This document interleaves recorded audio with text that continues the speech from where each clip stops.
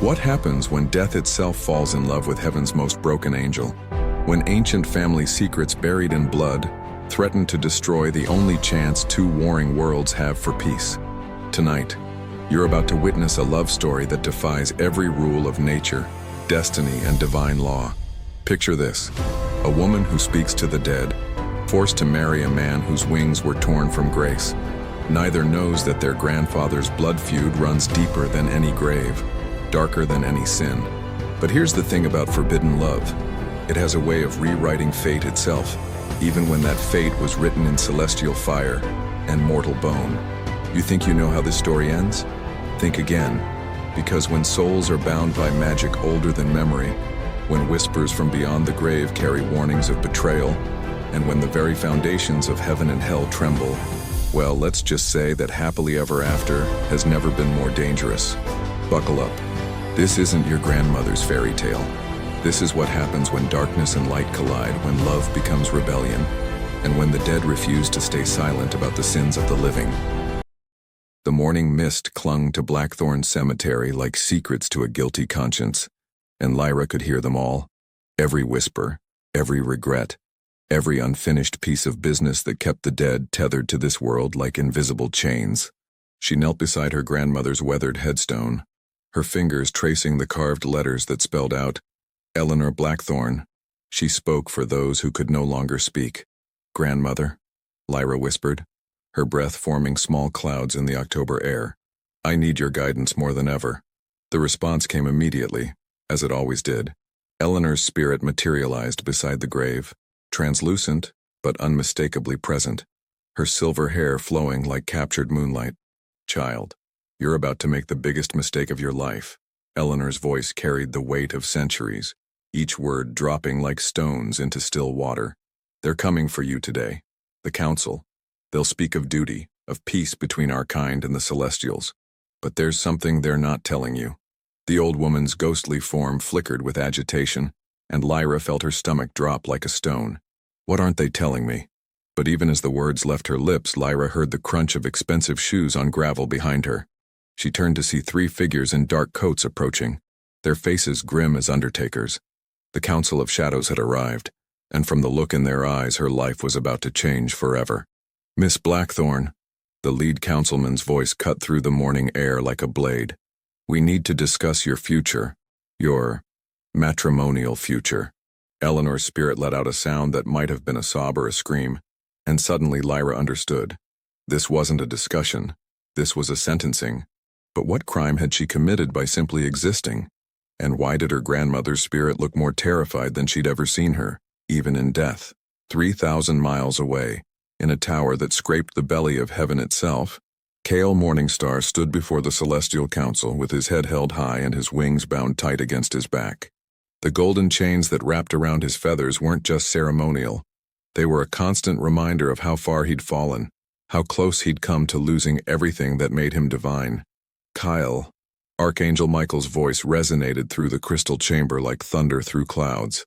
"Your redemption has been challenging to arrange." The way he said challenging made it sound like Kael had personally set heaven on fire, which, to be fair, wasn't entirely inaccurate. "I never asked for redemption," Kael replied, his golden eyes meeting Michael's without flinching. "I asked for justice." "There's a difference." The other council members shifted uncomfortably, their pristine white robes rustling like nervous birds. They all knew what Kael had done, what he'd discovered about the war between angels and necromancers, the truth that had cost him his wings and nearly his life. Michael's expression hardened like marble. "Justice is what we're offering you now. Marriage to the Blackthorne heir.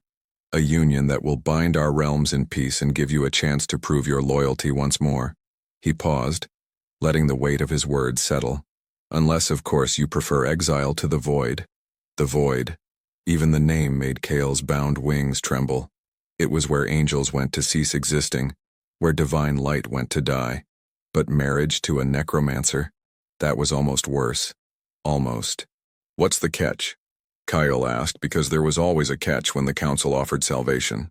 "No catch," Michael smiled, but it was the kind of smile that preceded lightning strikes. "Just a simple wedding to a woman who speaks to the dead. What could possibly go wrong? And in that moment, Kael realized he was about to find out exactly how much worse his life could get. The Blackthorne mansion loomed against the storm clouds like something out of a gothic nightmare, all sharp angles and darker secrets. Kael stood at the wrought iron gates, his human disguise feeling like an ill-fitting suit. No wings visible, no golden glow, just a man in an expensive black coat trying not to look like he'd rather be anywhere else in the universe. "You must be the angel," a voice said from behind him, and Kael spun around to find himself face to face with the most beautiful woman he'd ever seen. And he'd seen a lot of beautiful women, occupational hazard of being celestial. But this one made his carefully controlled heart skip a beat. Lyra Blackthorne stood in the shadow of an ancient oak tree, her dark hair whipping around her face like a storm cloud, her violet eyes holding depths that seemed to go on forever. She wore a simple black dress that somehow managed to look both elegant and dangerous, and when she smiled, Kael felt something crack inside his chest. "Guilty as charged," he replied, surprised by how steady his voice sounded, though fallen angel would be more accurate. He expected her to flinch, to show some sign of fear or disgust. Instead, she laughed, a sound like silver bells in a graveyard. "Fallen, huh? Well, that makes two of us." She stepped closer and Kael caught the scent of night-blooming jasmine and something else, something that reminded him of ancient magic and whispered secrets. "I'm Lyra, your future wife, apparently. Though I have to say they didn't mention you were—" She paused, her eyes traveling over him with an appreciation that made his skin burn. "Devastatingly handsome?" Kael supplied with a grin that was pure trouble. "Yeah, they tend to leave that part out of the paperwork." But even as they bantered, he could feel something else in the air between them. A tension that had nothing to do with attraction and everything to do with the secrets they were both carrying, because neither of them knew that their family's blood feud was about to become very, very personal. The engagement ceremony took place in the Blackthorne family crypt, because apparently necromancers didn't believe in doing anything the easy way. Kael stood in a circle of black candles, watching Lyra prepare the ritual that would bind their magical essences together, and tried not to think about how this was probably the weirdest Tuesday of his very long life. "You sure about this?" Lyra asked, holding up a silver dagger that gleamed like captured moonlight.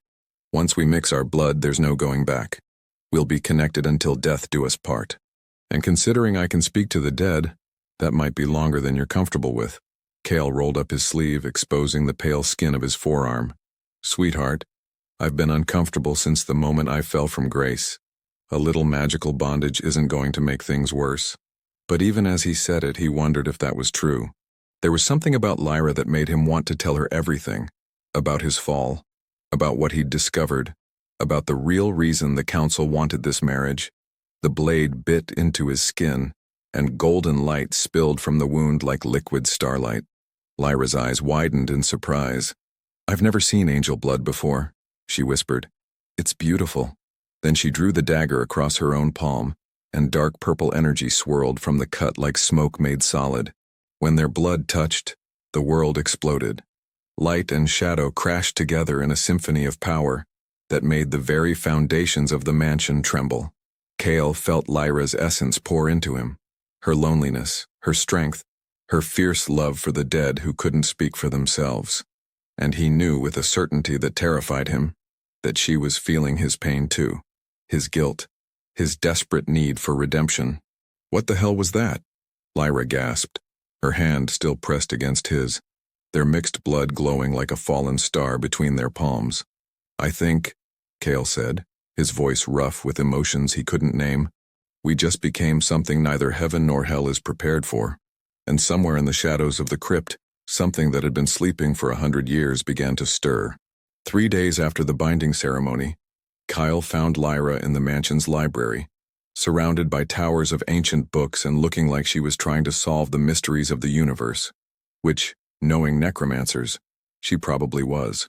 The sight of her curled up in an oversized armchair, her dark hair falling like a curtain around her face, did something dangerous to his carefully guarded heart. "Light reading?" he asked, settling into the chair across from her. The book in her lap was titled Celestial Hierarchies and the Politics of Divine Punishment, which was about as light as a lead balloon. Lyra looked up, and Kael was struck again by how her violet eyes seemed to see straight through him. "I'm trying to understand what you did. What made you fall? She closed the book and leaned forward, her expression serious. The official records say you questioned divine authority, but that's politician speak for we don't want to tell you the real story. Kael was quiet for a long moment, staring at the fire crackling in the marble fireplace. No one had ever asked him directly about his fall, not even the council. They'd simply stripped his wings and cast him down, leaving him to figure out his own redemption. I discovered something I wasn't supposed to know, he said finally. About the war between angels and necromancers. About why it really started. And? Lyra's voice was barely above a whisper, but Kael could hear the hunger for truth in it. It was the same hunger that had gotten him into trouble in the first place. And I learned that sometimes the good guys aren't as good as they pretend to be. He met her eyes and something passed between them. An understanding, a recognition of shared pain. What about you? What made you agree to this marriage? And don't say duty. I can smell a rebel from a mile away, and you, sweetheart, are trouble with a capital T. Lyra smiled, but it was sad around the edges. Because the dead told me to. My grandmother's spirit said this marriage was the only way to prevent something terrible from happening. She wouldn't tell me what, but she shrugged, trying to look casual and failing completely. When the dead give you advice, you listen. But what neither of them knew was that Lyra Blackthorne's spirit was watching from the shadows, her ghostly form twisted with anguish. Because she knew exactly what terrible thing was coming, and it was already too late to stop it. That night, Lyra dreamed of flying. Not the gentle, floating kind of flying from childhood fantasies, but the fierce, desperate flight of something being hunted. She soared through storm clouds on wings of shadow and starlight, her heart pounding with a fear that wasn't entirely her own. Behind her, something golden and terrible gave chase, its light burning away the darkness like acid. She woke with a gasp, her sheets soaked in sweat and her hand pressed to her chest where her heart was trying to beat its way out of her ribcage. But the strangest part wasn't the dream itself. It was the fact that she could still feel the echo of wings on her back, the phantom sensation of feathers that had never been there. 3 floors up, Kael jerked awake from the exact same dream, except he'd been the one doing the chasing. In his dream, he'd been hunting something beautiful and dark through the clouds, his golden light burning everything it touched. And when he'd finally caught his prey, when he'd seen the face of the shadow-winged creature he'd been pursuing, it had been Lyra, the magical bond. It had to be. Somehow their blood binding was letting them share dreams, share experiences that felt more like memories than fantasies. But whose memories? And why did they feel so real, so urgent, like warnings from a past that refused to stay buried?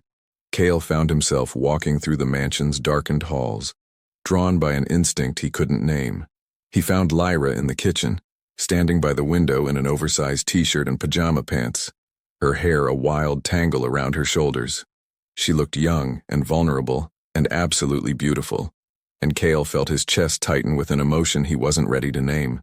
Couldn't sleep either? She asked without turning around. Let me guess. Flying dreams? Being chased by something that felt familiar but wrong at the same time? How did you? Kael started, then stopped. Of course she knew. The bond worked both ways.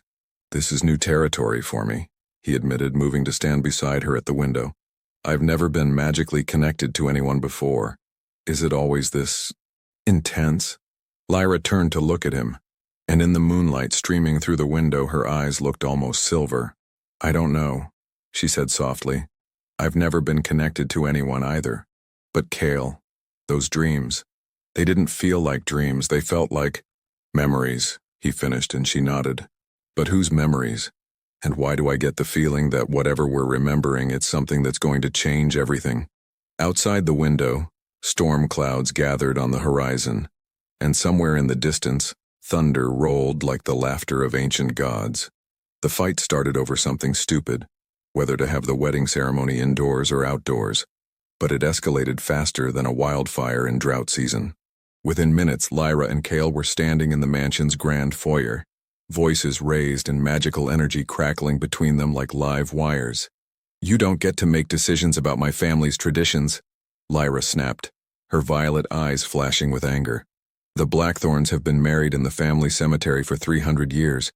I'm not breaking that tradition for your celestial sensibilities. My celestial sensibilities? Kael's laugh was sharp enough to cut glass. Sweetheart, I'm a fallen angel. I gave up my celestial sensibilities the day I questioned whether genocide was really the answer to political disagreements. The words hung in the air between them like a loaded gun, and Lyra felt her anger falter. Genocide? She whispered, and Kael realized he'd said too much. Way too much. What genocide? Kael ran his hands through his dark hair, looking suddenly exhausted. Forget I said anything. It's ancient history, water under the bridge, dead and buried. But even as he said it, he could see the wheels turning in Lyra's mind. Could practically hear her connecting dots he'd never meant to give her. The war between angels and necromancers, she said slowly. It wasn't just a war, was it? It was a systematic extermination. That's what you discovered. That's why you fell. Her voice was getting quieter, more dangerous. How many of my people did your kind murder, Kael? Lyra, it's not that simple. But she was already backing away from him, her face pale as moonlight and twice as cold. Get out, she said, her voice barely above a whisper but carrying the force of a hurricane. Get out of my house, get out of my life, this marriage, this whole thing, it's over. She turned and ran up the grand staircase, leaving Kael standing alone in the foyer with the taste of regret bitter on his tongue. But as he watched her disappear into the shadows of the upper floor, Kael couldn't shake the feeling that he'd just made the biggest mistake of his very long life. And somewhere in the darkness, something that had been waiting for exactly this moment began to smile. The wedding was supposed to be called off, should have been called off.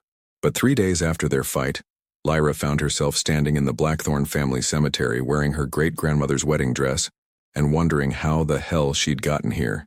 The answer, unfortunately, was politics, magical contracts, and a healthy dose of supernatural blackmail. You look beautiful, Kael said quietly, appearing beside her like a shadow given form.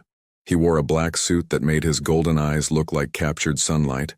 And despite everything, the fight, the revelations, the way her heart had shattered when she'd learned about the genocide, Lyra felt her breath catch in her throat. Don't, she whispered, not trusting herself to look at him directly. Just don't. We both know this is just a performance, a political theater to keep our people from tearing each other apart. But even as she said it, she could feel the pull of their magical bond, the way her soul seemed to recognize his despite everything her mind was screaming. The ceremony began with the setting sun painting the sky the color of old blood. Ancient words were spoken in languages that predated human civilization, binding spells that would tie their fates together until the stars burned out. And when the officiant asked if they took each other as husband and wife, Lyra found herself saying, I do, with a conviction that terrified her. Kael's vows were simple, spoken in a voice rough with emotions he couldn't hide. I promise to protect you, to stand beside you and to spend whatever time we have trying to earn your forgiveness. When he slipped the ring onto her finger, a band of silver and obsidian that seemed to pulse with its own inner light, Lyra felt something crack open inside her chest. You may kiss the bride, the officiant announced, and for a moment the world held its breath. Kael stepped closer, his hand gentle as he cupped her face, and when his lips touched hers, Lyra tasted starlight and sorrow and something that might have been hope. But as they broke apart, as the assembled guests began to applaud, Lyra caught sight of her grandmother's spirit standing at the edge of the cemetery. Eleanor's ghostly form was weeping, her mouth moving in words Lyra couldn't hear but somehow understood. I'm sorry. I'm so sorry. And in that moment, Lyra realized that their marriage wasn't the end of their story. It was just the beginning of something much more dangerous. The Blackthorne mansion had never felt more like a mausoleum than it did during their first week as husband and wife. Lyra and Kael moved around each other like polite strangers, sharing meals in silence and sleeping in separate bedrooms, despite the magical bond that hummed between them like a live wire.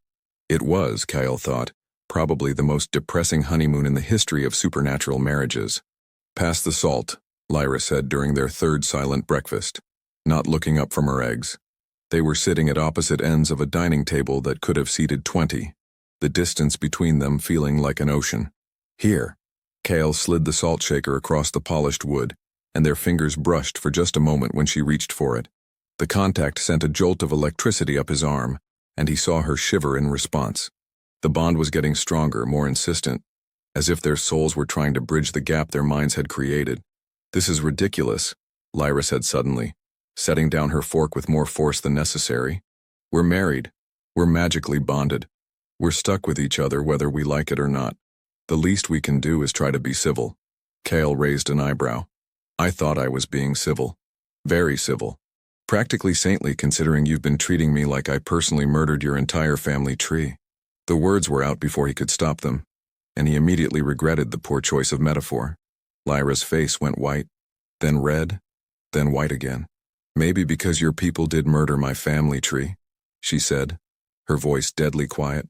"Maybe because every time I look at you, I remember that your kind tried to wipe mine off the face of the earth."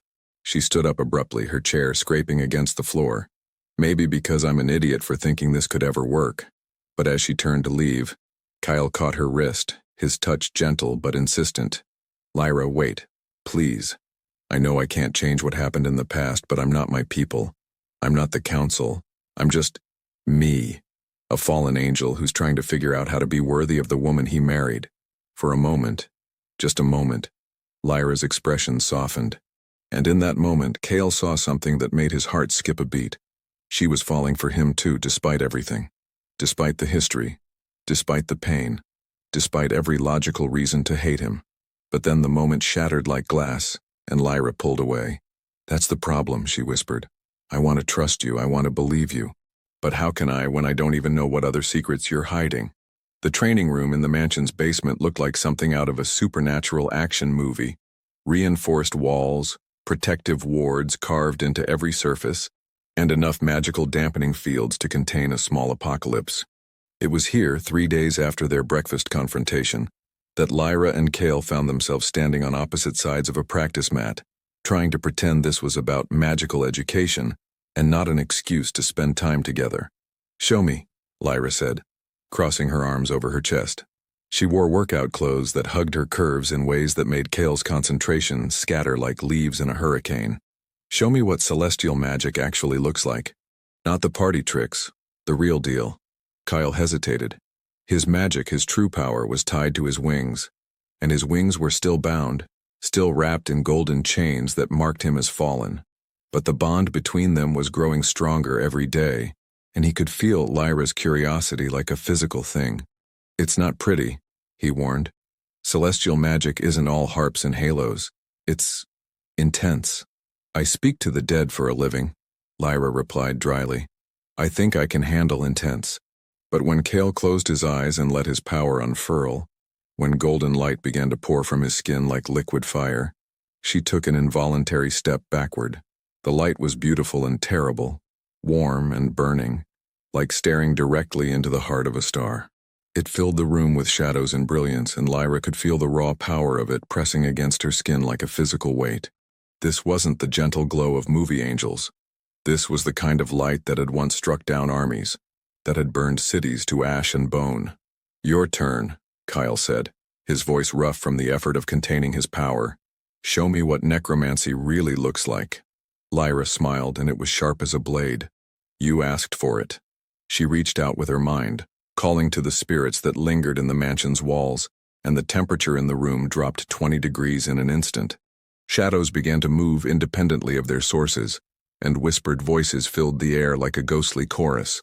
But it was when the spirits began to manifest, translucent figures of the long dead, their eyes glowing with otherworldly light, that Kael truly understood what he'd married into. Lyra stood in the center of a circle of ghosts like a queen holding court with the damned, her violet eyes blazing with power that was older than civilization. "Beautiful," he breathed, and meant it, because it was beautiful, in a dark and dangerous way that called to something deep in his fallen soul. And in that moment, as light and shadow danced together in the space between them, both Lyra and Kael realized they were in serious trouble, because this wasn't just attraction anymore. This wasn't just a political marriage or a magical bond. This was the beginning of something that could either save them both or destroy everything they'd ever known. The Blackthorne family crypt held more secrets than a politician's diary, and Lyra had spent the better part of her life learning to navigate its whispered confessions. But tonight, as she knelt before the oldest section of the mausoleum, she was searching for answers that might destroy everything she thought she knew about her family's history. "Great-great-grandfather Matthias," she called softly, her voice echoing off the ancient stone walls. "I need to speak with you. It's about the Morningstars." The response came immediately. a chill that had nothing to do with the October air, and the gradual materialization of a spirit so old his edges flickered like a dying candle. Matthias Blackthorne had been dead for over a century, but his ghostly form still carried the bearing of a man who'd commanded armies of the undead. His spectral eyes fixed on Lyra with an intensity that made her skin crawl. "You married one of them," he said, his voice like wind through a graveyard. "You bound yourself to the enemy." "Enemy?" Lyra's heart began to race. "Matthias, what happened between our families? What really started the war?" But even as she asked, she could see the answer forming in the old spirit's translucent features. Guilt, rage, and something that looked disturbingly like shame. "It was supposed to be a peace treaty," Matthias whispered, his form growing more solid as his emotions intensified. "A marriage between my son and Kael Morningstar's daughter. But Gabriel discovered what we were planning. The ritual that would have given us power over both the living and the dead." His ghostly hands clenched into fists. "He tried to stop us, tried to expose us to the other celestial houses." Lyra felt the blood drain from her face. "What did you do?" But she already knew. Could see it in the way Matthias's spirit was beginning to unravel at the edges. The way his guilt was literally tearing him apart, even in death. "I killed him," Matthias said, his voice breaking like glass. "I murdered Kael Morningstar in cold blood, and I let the world believe it was an act of war instead of an act of desperation." He looked at Lyra with eyes that held a century of regret. "And now you've married his son. God help us all." The crypt fell silent except for the sound of Lyra's ragged breathing, because she'd just learned that her marriage wasn't built on politics or peace treaties. It was built on a lie that had been festering for 100 years, and she had no idea how to tell Kael that her family had murdered his father. Kael found Lyra on the mansion's roof 3 hours past midnight, sitting on the edge with her legs dangling over a 40-foot drop like she was perched on a park bench. The sight of her silhouetted against the star-filled sky made his heart do something complicated and painful, especially when he noticed the tear tracks on her cheeks. "Planning to jump?" he asked, settling beside her with the careful grace of someone who'd once had wings to catch him if he fell. "Because I should probably mention that the landing's going to be rough." Lyra let out a laugh that sounded more like a sob. "Would you catch me if I did?" The question hung in the air between them, loaded with meanings neither of them was ready to explore. "Every time," Kael said without hesitation, and the simple honesty in his voice made Lyra's chest tighten. "Lyra, what's wrong? You've been different since dinner. Distant, like you're carrying the weight of the world on your shoulders." For a moment, Lyra considered telling him everything. About Matthias, about the murder, about the blood-soaked foundation their marriage was built on. But the words stuck in her throat like broken glass. Because how do you tell someone you're falling in love with that your family destroyed his? Instead, she said, "Show me your wings." The request surprised them both, and Kael went very still beside her. "Lyra," he started, but she turned to face him, her violet eyes bright with unshed tears. "Please, I need to see them. I need to see you. The real you." Her voice was barely above a whisper, but it carried the weight of a prayer. Kael was quiet for a long moment, staring out at the city lights that twinkled like earthbound stars. Then slowly, he reached behind his back and began to undo the golden chains that bound his wings. The metal fell away with a sound like breaking bells, and Lyra held her breath as massive wings unfurled from Kael's shoulders. They were magnificent and terrible, black as midnight with edges that caught the starlight like captured fire. These weren't the pristine white wings of Sunday school angels.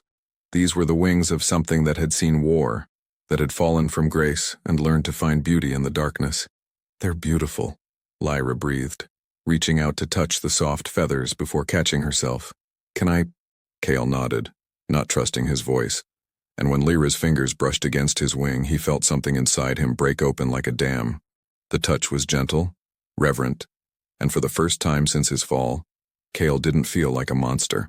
"Thank you," Lyra whispered, and Kael knew she wasn't just talking about the wings. She was thanking him for trusting her, for showing her his most vulnerable self, for being real in a world full of lies and political games. But what neither of them knew was that showing his wings had just made Kael a target, and the enemies circling their marriage were about to make their first move. The attack came at dawn, because apparently supernatural assassins had no sense of dramatic timing. Lyra woke to the sound of breaking glass and Kael's voice shouting her name, and she rolled out of bed just as something with too many teeth and not enough skin came crashing through her bedroom window. "Demon!" she gasped, recognizing the sulfur stench and the way reality seemed to bend around the creature's form. "But that's impossible. The wards should have—" Her words were cut off as the thing lunged for her throat, claws extended and eyes burning like coals. Kael appeared in the doorway like an avenging angel, his wings spread wide and golden light pouring from his hands. The demon hit his barrier of celestial fire and screamed, a sound like nails on a chalkboard mixed with a dying cat. "Stay behind me," Kael ordered, but Lyra was already moving, her own power rising like a dark tide. "Like hell," she shot back, calling to the spirits that haunted the mansion's walls. "This is my house, and nobody crashes my beauty sleep without consequences." The ghosts responded to her call with enthusiasm, materializing around the demon like a supernatural SWAT team. What followed was the kind of fight that would have made Hollywood special effects teams weep with envy. Light and shadow crashed together in waves of power that made the mansion's foundations tremble. The demon fought with the desperate fury of something that knew it was outmatched, but Kael and Lyra moved together like they'd been fighting side by side for centuries. When Kael's celestial fire met Lyra's necromantic shadows, something unexpected happened. Instead of canceling each other out, their powers merged, creating something new and terrifying. The demon took one look at the swirling vortex of light and darkness and decided that discretion was the better part of not being completely obliterated. "Wait," Lyra called as the creature began to retreat, but it was too late. The demon vanished in a puff of sulfur and cowardice, leaving behind only the lingering smell of brimstone and a bedroom that looked like a tornado had redecorated it. "Well," Kael said, his wings folding against his back as the adrenaline began to fade. "That was fun. Nothing says good morning like a demonic assassination attempt." But his attempt at humor couldn't hide the worry in his golden eyes. "This wasn't random," Lyra said, picking up a piece of broken glass and examining it like it might hold answers. "Someone sent that thing. Someone who knows about our marriage, about our bond." She looked at Kael, and he could see the fear she was trying to hide. "Someone wants us dead." And in the shadows of the destroyed bedroom, neither of them noticed the small glowing sigil that the demon had left behind. A calling card that would have made their blood run cold if they'd known what it meant.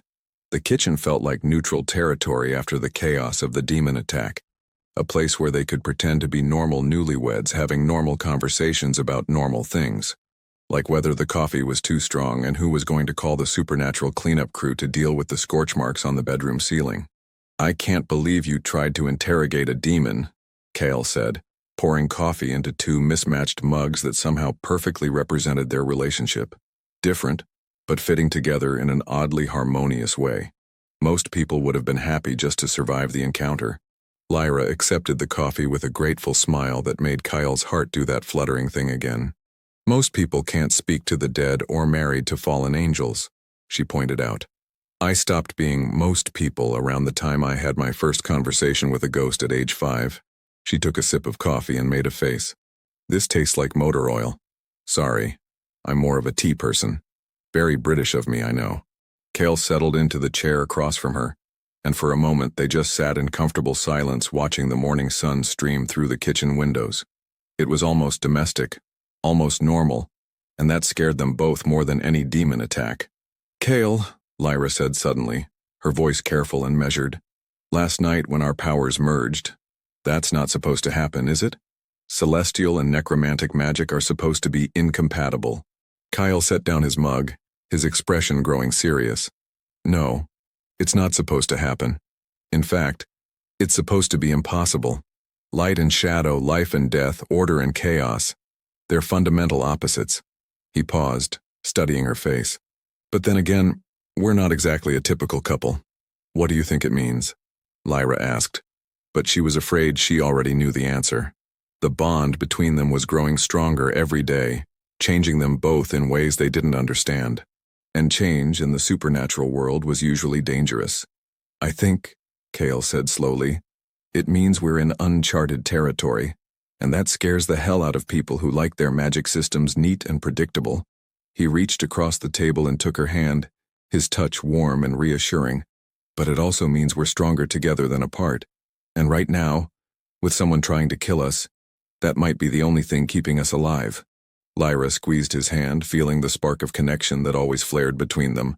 So what do we do now? Now, Kael said with a grin that was equal parts charming and dangerous. We figure out who wants us dead and return the favor. After all, the best defense is a good offense. But neither of them noticed the shadow that flickered across the kitchen window, or the way the temperature dropped just a degree when it passed. Because their enemies were closer than they thought, and the next attack was already being planned. The supernatural crime scene looked like something out of a fever dream. 3 bodies drained of life force, strange symbols carved into the warehouse floor, and an energy signature that made both Kael and Lyra's magical senses scream warnings. They stood at the edge of the police tape, trying to look like legitimate supernatural consultants instead of a necromancer and fallen angel playing detective. Same MO as the other attacks, Detective Sarah Chen said, approaching them with the weary expression of someone who'd seen too much weird stuff for one lifetime. Life force completely drained, no physical wounds, and those damn symbols that none of our experts can identify. She handed Lyra a file thick with crime scene photos. Please tell me you two can make sense of this. Lyra flipped through the photos, her face growing paler with each image. These aren't random killings, she said, her voice tight with controlled anger. This is a ritual. Someone's harvesting life force for something big. She looked at Kael and he could see the pieces clicking together in her mind. The demon attack on us wasn't an assassination attempt. It was a test. A test of what? Kael asked, though he was beginning to suspect he didn't want to know the answer. Our bond. Our combined power. Lyra's violet eyes were blazing with fury now. Someone wanted to see what happens when celestial and necromantic magic merge, and now they're using that information to... She trailed off, studying one of the symbols more closely. To what, Lyra? Detective Chen prompted. But Lyra was already moving, walking toward the center of the warehouse where the largest symbol was carved into the concrete floor. To create a weapon, Lyra whispered, kneeling beside the symbol and placing her hand just above its surface. This isn't just a ritual circle. It's a magical battery designed to store and amplify supernatural energy. She looked up at Kael, her face white with horror. Someone's building something that can kill both angels and necromancers. Something that can destroy our entire species. Kael felt his wings twitch beneath his coat, his celestial instincts screaming danger. How long do we have? Based on the energy residue and the complexity of the symbols, Lyra stood up, brushing dust off her knees. Maybe a week. 2 if we're lucky. She turned to Detective Chen.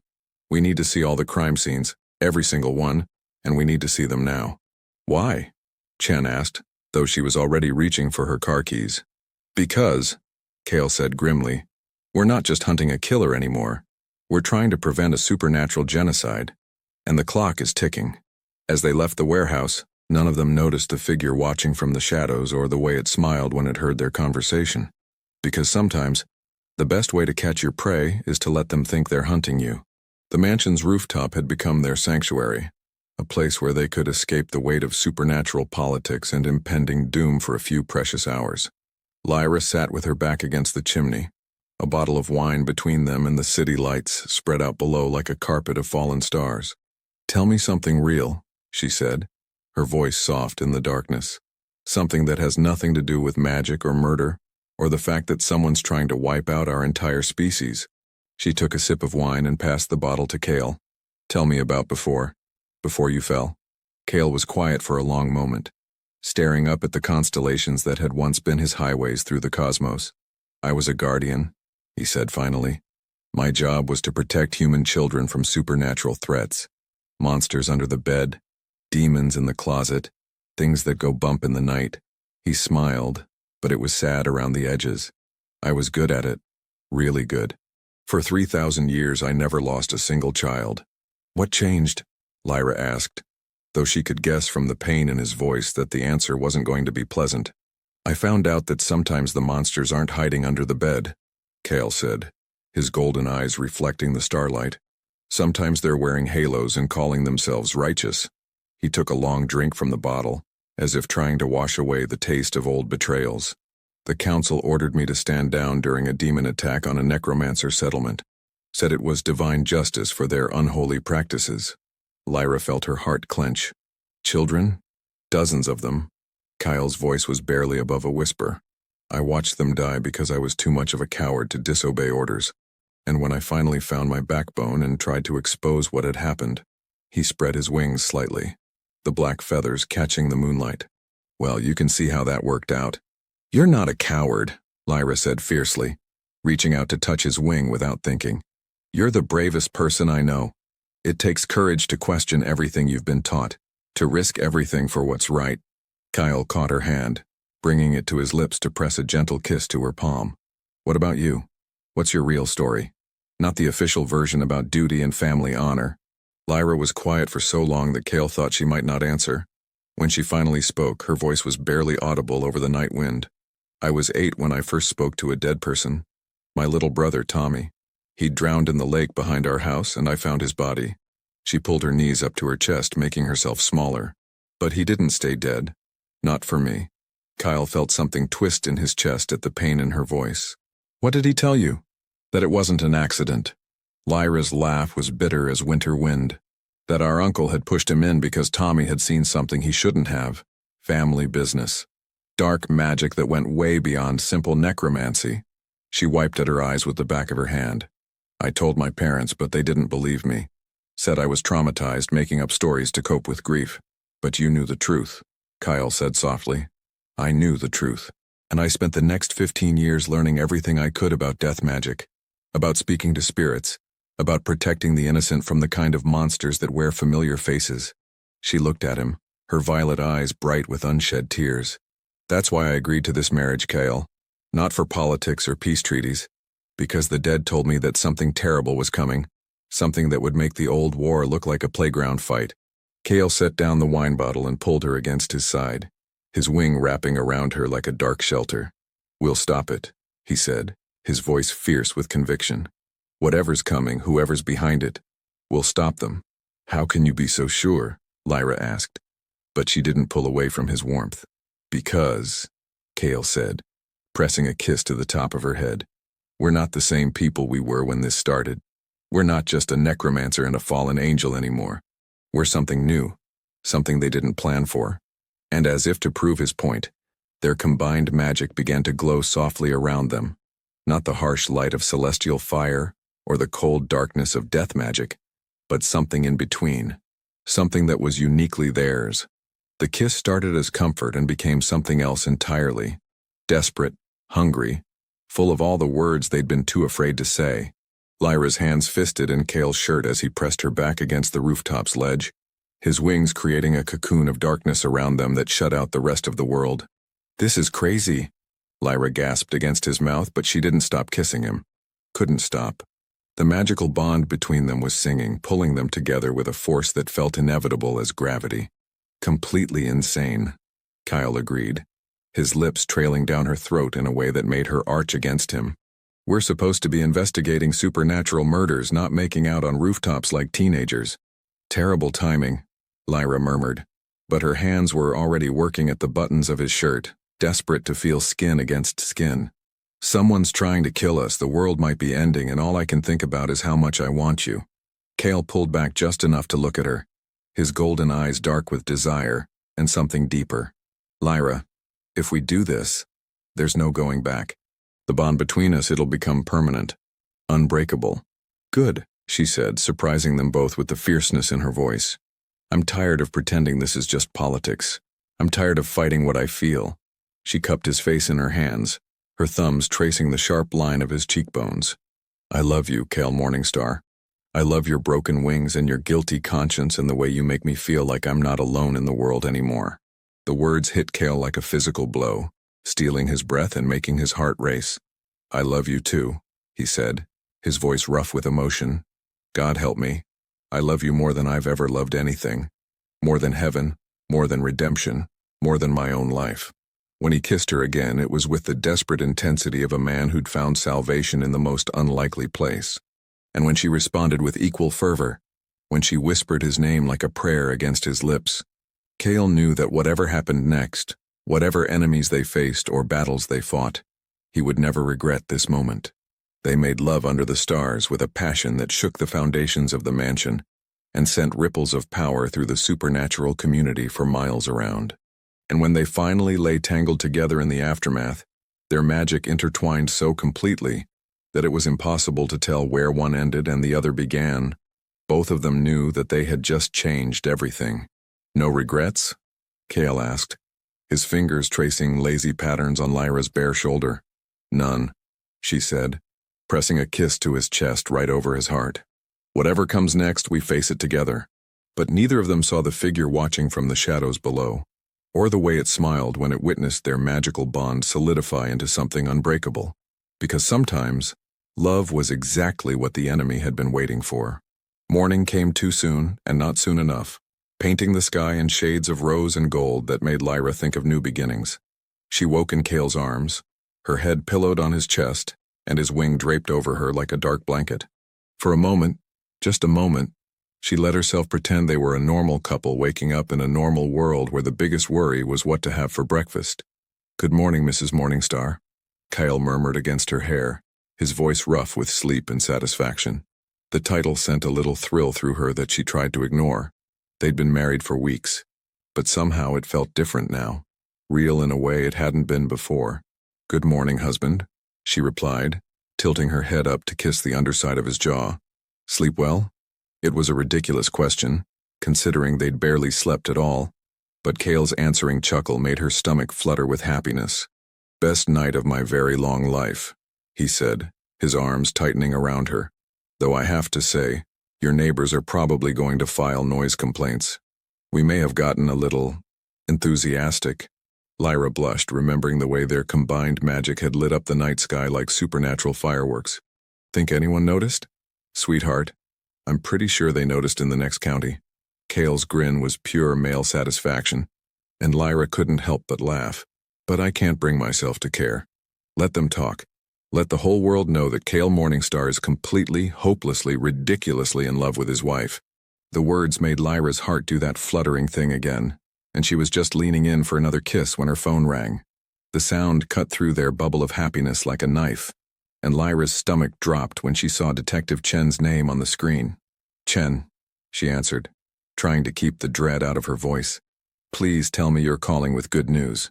"I wish I was." Chen's voice was tight with stress. "We found another body. But this one's different, Lyra.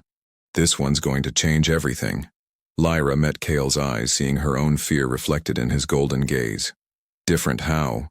"Because this time the victim was one of yours. A necromancer. And the energy signature at the scene." Chen paused, and Lyra could hear papers rustling in the background.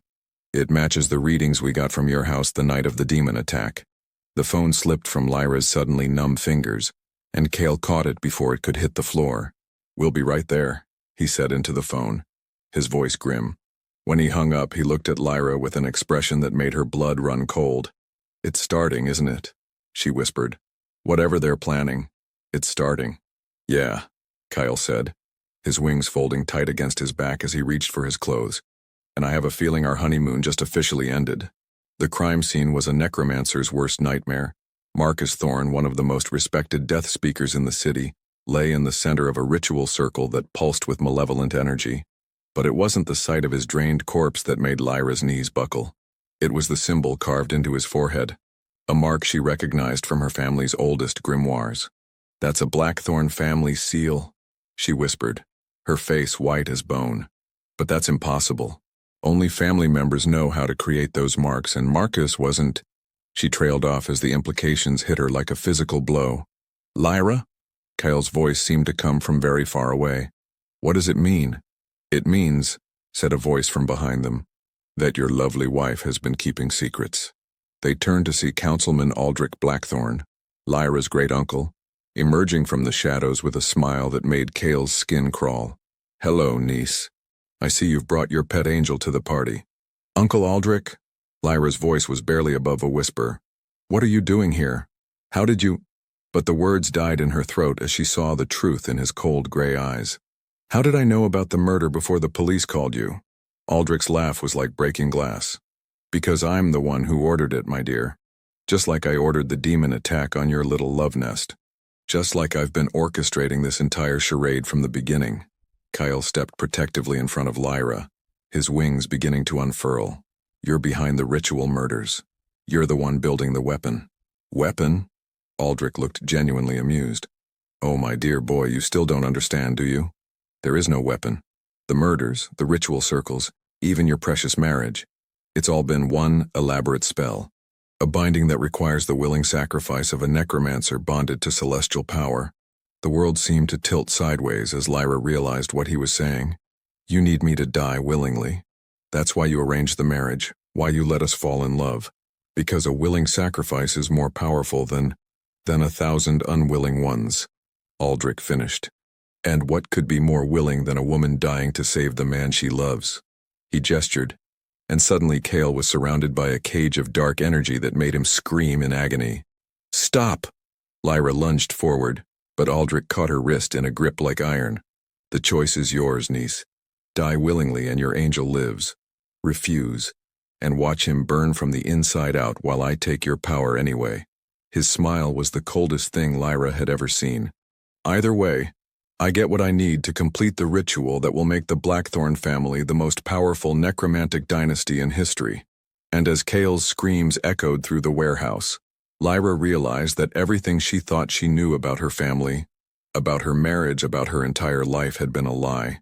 The rage that filled Kael when he saw Lyra's face crumple with betrayal was unlike anything he'd ever experienced.